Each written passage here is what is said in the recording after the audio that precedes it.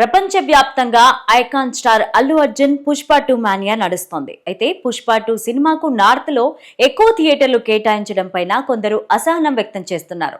ఈ సినిమా కారణంగా Hollywood hit movie అయిన ఇంటర్స్టెల్లార్ రిలీజ్ వాయిదా పడుతుందంటూ విమర్శిస్తూ పలువురు పోస్టులు పెడుతున్నారు.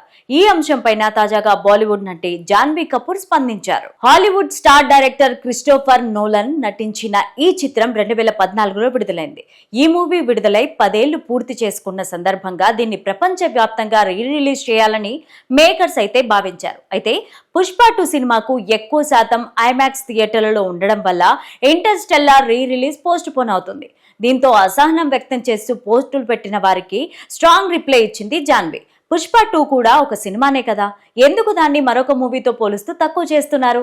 ఏదైతే మీరు బాలీవుడ్ సినిమాలను సపోర్ట్ చేస్తున్నారో వారే మన సినిమాలపైన ఇప్పుడు ప్రశంసలు కురిపిస్తున్నారు. కానీ మనం మాత్రం మన చిత్రాలను ఇంకా తక్కువ చేసుకుంటూ మనల్ని మనమే అవమానించుకుంటూ ఉండిపోతున్నాం. ఇటువంటివి చూసినప్పుడు బాధగా ఉంటుందంటారు జాన్వీ. అయితే తెలుగు సినిమాకు జాన్వీ పూర్తిగా మద్దతు ఇవ్వడం పట్ల ప్రేక్షకులు ఆమెను ప్రశంసిస్తున్నారు. బాగా చెప్పారని కామెంట్స్ చేస్తున్నారు.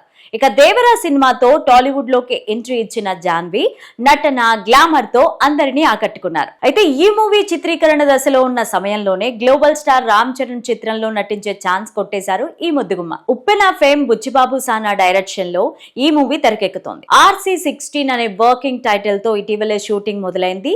వృద్ధా సినిమాస్, మైత్రి మూవీ మేకర్స్, సుకుమార్ రైటింగ్ సంస్థలు ఈ చిత్రాన్ని సంయుక్తంగా నిర్మిస్తున్నాయి. ఈ సినిమాకు ఆస్కార్ విజేత AR రెహమాన్ సంగీతం సమకూరుస్తున్నారు.